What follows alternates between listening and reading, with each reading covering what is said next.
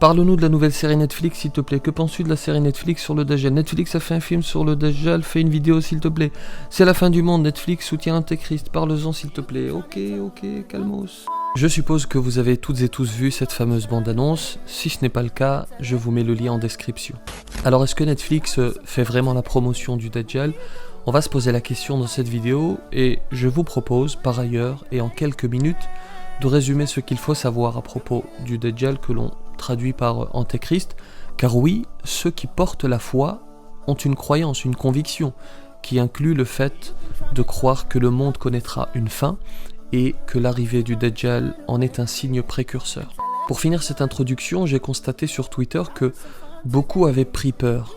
Quand ils ont vu Dajjal en tendance, la crainte a apparemment gagné leur cœur et leur corps. On va également en parler, à tout de suite.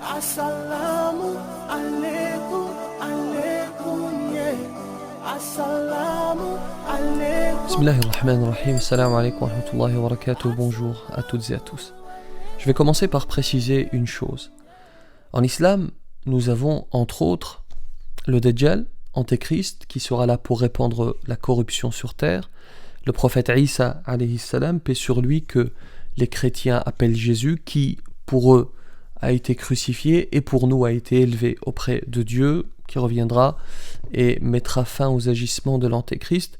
Et nous avons enfin le Mahdi qui, selon l'acception sunnite, est un descendant du prophète Mohammed, que la paix soit sur lui, et sera là pour répandre la justice autour de lui. Or, la série s'appelle Messia et ferait référence non pas au Dajjal, mais au prophète Isa et à son retour sur terre. De prime abord, nous aurions donc affaire à une série positive, à une série qui évoque un homme qui jouera finalement un rôle salvateur. Mais il se trouve que lorsque vous allez sur Wikipédia, vous constatez que le rôle de l'acteur est bien décrit comme Al-Masih ad-Dajjal, l'Antéchrist. Sur IMDb, c'est l'équivalent américain d'Allociné en France, initialement il était inscrit la même chose, Al-Masih ad-Dajjal. Après la polémique, cela a été changé pour Al-Masih. Ensuite, certains auraient même deviné le scénario en expliquant que, et je m'excuse si je fais ce que l'on appelle du spoil, en expliquant que l'acteur allait perdre un œil, devenir borgne, c'est un trait distinctif de l'Antéchrist, et il confirmerait ainsi la théorie selon laquelle il s'agirait bien du Dajjal. Et surtout, lorsque vous observez la bande-annonce, vous constatez bien que la manière dont il est adulé fait directement écho à la manière dont l'Antéchrist séduira les gens. Il s'agit alors peut-être d'un homme qui est présenté par Netflix en Messie, en Salvateur, mais qui serait en fait Al-Masih ad-Dajjal, l'Antéchrist. Mais alors pourquoi Netflix a décidé de proposer cette série? Avant de répondre à cette question, j'aimerais, comme promis dans l'introduction, vous résumer ce qu'il faut savoir à propos du Dajjal en quelques points. Petite digression, petite pause pour préciser qu'on dit bien Dajjal et non Dajjal. C'est pas très important, mais pour celles et ceux qui se posent la question, lorsque vous étudiez Makharij al-Huruf, les points d'articulation, les points de sortie des lettres, vous constatez bien qu'en langue arabe, cette lettre se prononce bien J et non J. Alors, reprenons le cours normal de l'exposé. Certains sont peut-être sceptiques à ce stade et se disent c'est de la science-fiction, les musulmans croient à l'Antéchrist. Eh bien, c'est pour cela que j'aimerais vous rappeler ceci. Cela fait partie de notre croyance. À partir du moment où nous croyons en un Dieu unique, omniscient, omnipotent, alors a fortiori, nous pouvons tout à fait croire à l'Antéchrist. La description, la voici. D'abord, d'après le témoignage de notre prophète, paix sur lui, ce sera la plus grande épreuve pour les croyants. Il proposera un paradis qui est en fait un enfer et un enfer qui est en fait un paradis. Mais le véritable croyant saura faire la distinction. C'est très distinctif, rapidement, un homme de petite taille, borgne de l'œil droit. À ce propos d'ailleurs, Al-Qadi Iyad dit ceci: c'est l'œil droit qui est effacé et éradiqué, l'œil borgne, c'est-à-dire éteint et sans lumière, comme l'indique le hadith d'Ibn Omar. Le qualificatif borgne peut être utilisé pour désigner toute chose défectueuse.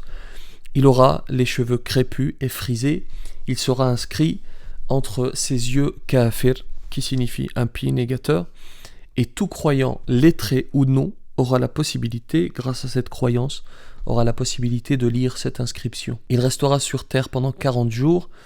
Alors 40 jours particuliers, le premier jour doit être compté comme une année, le second comme un mois, le troisième comme une semaine et le reste équivalent aux jours habituels. Si on fait le calcul, il restera sur terre pendant 1 an, 2 mois et 15 jours. Et une dernière chose à propos de celui-ci, face au prophète Isa alayhi salam, il fondra comme le sel fond dans l'eau. Alors pourquoi certains musulmans ont peur ? Je vais d'abord répondre à l'autre question, pourquoi Netflix a décidé de proposer cette série ? Eh bien, je pense que la réponse est évidente. Pour l'audience, pour le buzz. Ils savent très bien que ça va faire parler, la preuve, on en parle. La preuve, c'est en tendance sur Twitter. Vous savez, il y a une règle dans le show business. Que ce soit bon ou mauvais, l'essentiel c'est que ça fasse parler. Parce que le pire pour une œuvre, même pour l'industrie du livre d'ailleurs, le pire pour un film, pour une série, pour une œuvre, pour un livre, c'est qu'on n'en parle pas. Après, certains vont nous expliquer que cela fait partie du complot international, les Illuminati, etc. C'est fatigant et je vous promets que je ferai une vidéo à propos du complot. Alors répondons à cette dernière question, pourquoi certains musulmans ont eu peur ? La bonne nouvelle d'abord, c'est que nous sommes conscients que le Dajjal est une réalité et que ce sera une grande épreuve. Même celles et ceux qui ne pratiquent pas d'ailleurs savent cela. La peur résulte probablement et précisément du manque de pratique. Celui qui ne pratique pas sa religion et qui conséquemment est loin de son Créateur a forcément peur du Dajjal, car celui qui aime Allah doit le prouver. Il ne suffit pas de le prétendre. Le prouver, c'est lui obéir, c'est pratiquer la religion qu'il a révélée pour l'être humain. J'avais rappelé cela en détail dans cette vidéo, qui est d'ailleurs toujours disponible. Alors j'ai une bonne nouvelle pour vous, vous qui ne pratiquez pas. Et je précise que je ne suis pas là pour vous acculer, pour jouer le grand inquisiteur, il s'agit de nous conseiller les uns les autres. Cette série, cette polémique, est peut-être une bonne chose, parce qu'elle est peut-être l'élément qui va déclencher votre retour à Dieu. Parce que le croyant, celui qui est en lien avec son Créateur, ne craint certes pas le Dajjal. Le croyant est prêt à lui faire face, le cœur apaisé, et pourra affronter et dépasser cette épreuve. Dernière chose, la venue de l'Antéchrist, nous ne sommes pas sûrs de la vivre. Nous ne sommes pas sûrs d'être encore en vie lorsqu'il apparaîtra. En revanche, nous avons une certitude. Actuellement, nous vivons bel et bien. Et ce temps qu'Allah subhanahu wa ta'ala a mis à notre disposition, nous avons la possibilité de l'utiliser à bon escient. Alors qu'est-ce qu'on attend ? J'espère que l'exposé était clair. Écrivez votre avis, votre réflexion dans les commentaires. Quant à moi, je vous laisse. Ma priorité actuelle, c'est pas l'Antéchrist, mais Auchan qui ferme bientôt ses portes et on n'a plus d'eau. Que la paix soit sur vous.